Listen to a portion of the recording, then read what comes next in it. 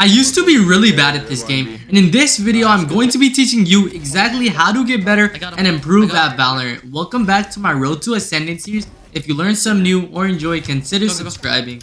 Whenever someone uses their ult like this, that probably means that they're probably about to push tower, and because of that, if you just hide right here in this little corner, you're going to be able to catch them off guard and get a free kill.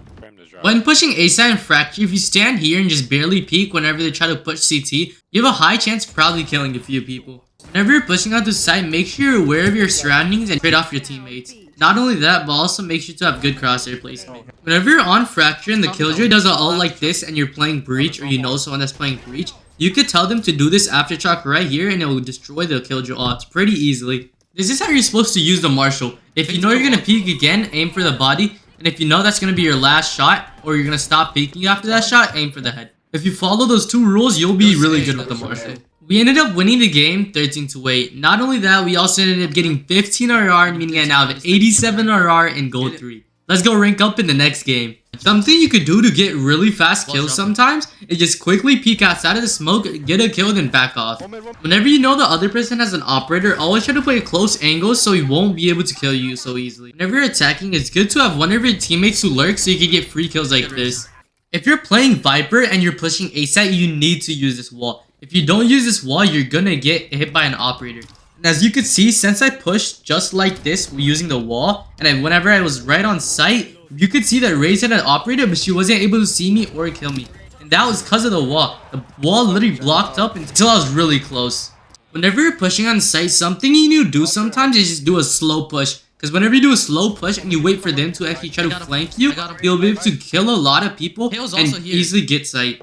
Sadly, we weren't able to win the game and we lost 9-13. Not only that, we also ended up losing 17 RR, meaning I now have 70 RR in Gold 3. Let's go get our RR back in the next game. Whenever you know where someone is and you just keep on spraying and using util there, that'll really slow down for them to push you or peek you. And then from there, you could just play slow, push up, and then whenever you know that he's about to peek, you could just pre-fire and easily kill him. Don't be afraid to use your util, even if it gives you the slightest of advantage. Any advantage is better than no advantage. Also, whenever you're using the Vandal, make sure you take time with your shots and aim for the head. If you do that, you'll be much better at using the Vandal. Whenever you're attacking, sometimes if you just push hard enough, you'll be able to catch the other team off guard.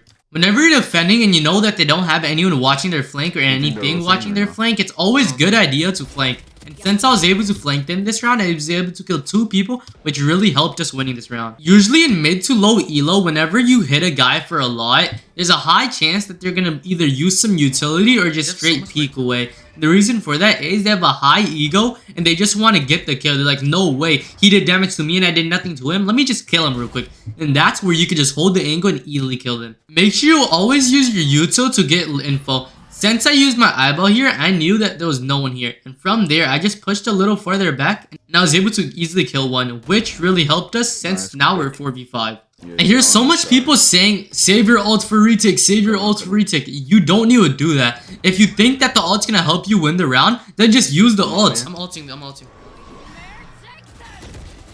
Here. Alright, nice. And just like that, we ended up winning the game 13-10. Not only that, we also ended up getting 17 RR, meaning I now have 87 RR in Gold 3. Let's go rank up in the next game. In this round, I had a Yoru teleporter set right next to the jet, and I knew that. So once I did, it was as soon as I was about to peek, I just faked the teleporter, so he peeked at the teleporter and I peeked him and easily killed him. Whenever you're flanking them, try to wait a few seconds so you can get a free pick. Just like I did on Chamber. Then a few seconds later, I crept up a little more. And then once again, I took my time with my shots. Instead, if I just sprayed, Reyna probably would have killed me. And then once I killed Reyna, I teleported back to a safe spot. Because whenever you're playing Yoru, you always have a teleporter placed in a safe spot. Whenever you're trying to flank and they know you start flanking, after that, you need to do one of two things. Either immediately rotate back and be with your team, or just hard peek and peek really fast. If you take too long, then they're gonna know, and they're gonna hold the position and you die. Whenever you're in your Yoru teleporter, what you can do is place a right-click decoy. Then whenever you're right about to get out of your ult, you can just click on the decoy so it activates. And that's how I was able to kill Chamber. For a few seconds, he was distracted on the Yoru decoy, and then he realized that was a fake, but by that time, it was too late and I was able to kill him. Not only that, I also killed another one of his teammates. On Icebox, it's good to lurk mid even when you're defending so you could catch people while they're rotating. Whenever you're playing a flash, it isn't just flash every angle. It doesn't matter. I need it. Later that round, I heard that there was one flank, so because of that, I just teleported, risked it, and I was able to easily kill him. Sadly, we ended up losing the game 6-13. Not only that, we also ended up losing 18 RR, meaning I now 16 RR in gold 3. Let's go get our RR back in the next game. On Breeze, whenever you're attacking, it's always a good idea to push up pause. Yeah, I hit him. Whenever you're rotating, always watch out for people trying to flank you. Later that round, I pushed up mid and I was able to kill him through the wallbang because I just predicted where he went. In this round, you can see me completely miss every single one of my shots. Not only that, Sky also missed all of her shots. And the reason for that was, this was back when I did not make my aim guide and I started using my aim guide. Since then, I've actually improved tremendously, and if you want to improve your aim just like I did, go watch the aim guide.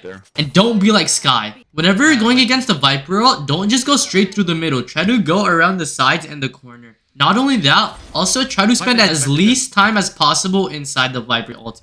Because the longer you stay, the weaker you're gonna get. And obviously, that's pretty stupid. Don't you know how I told you how to use the Marshall earlier in the video? I used those exact rules right here, and because of that, I was able to easily kill 2 of the people. One's left side. Neon's out. Neon's dead. Whenever there's a Viper wall and you might know where they are, just spray. There's nothing bad that's gonna happen from just spraying. And then whenever you get a few kills and you know that there's a lot of people peeking you, and you're playing Jet, just dash away. There's no need to risk it. In this round, you could see that I used a similar trick, but instead this time I was on the Viper ult, and because of that I was able to get 1 kill. Then after that, I looked behind the pyramid because I thought that because of the Viper ult, you're probably going to be able to get back there. And on top of that, with my good crosshair placement, I was just holding that angle, so once Sky peeked, I was able to easily kill her.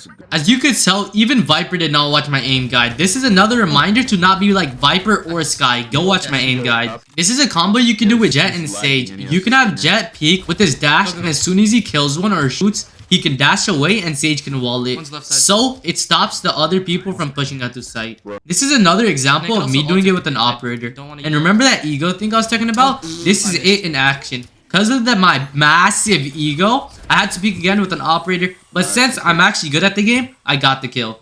You guys know what the role of a duelist is, right? To get your team sight. This is how I was able to get my team sight without even being on sight. So first thing I did was destroy the Sky Dog, so Sky would have not gotten any info. And from there, I just wasted a bunch of time and used a bunch of utility while spraying. Because of that, I was able to bring a few people on site, give my team free sight. And then later that round, it would have taken a long time for me to just go straight to B. So instead, I lurked mid and I was able to help my team even more. This round, since it took time with my shots, I was able to kill 2 people. Instead, if I sprayed, I probably would have not even been able to kill 1.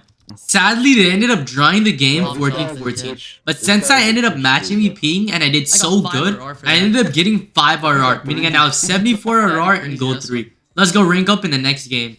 Instead of baiting your teammates, make sure you guys bait out your Yoru clone. Also, I didn't even need to see Brimstone because whenever there's a fade eyeball, just spray. If you shoot a wall, it's fine. It's better than just sitting there. Whenever you're in your Yoru ults, make sure you give a bunch of info to your whole team. Not only that, whenever you're low on the timer, make sure you set yourself up to at least get a kill. After we won that round, they actually ended up forfeiting, meaning we won the game 10-2. Not only that, we also ended up getting 17 RR, meaning I now have 91 RR and gold 3. I coach my viewers for absolutely free. If you're trying to get coached, just comment down your Discord name and join my Discord server. I also analyze pro games. If you want to watch our pro analysis, it's in the top right of your screen. If you learned something new or enjoyed, consider subscribing. Lastly, I stream all of this live right here on my YouTube.